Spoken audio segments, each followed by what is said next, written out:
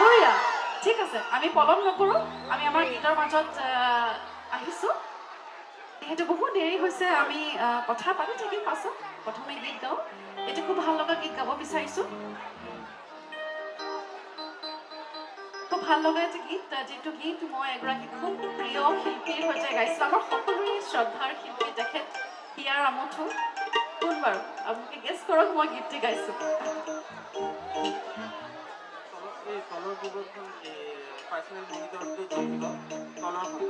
এইটো নাভাঙে ন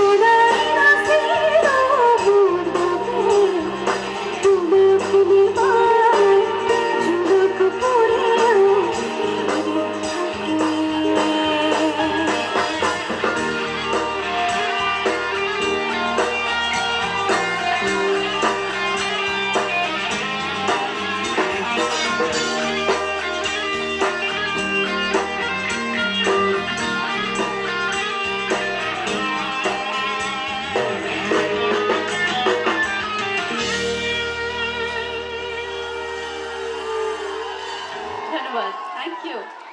বহুত ভাল লাগিছে সকলোৰে আচলতে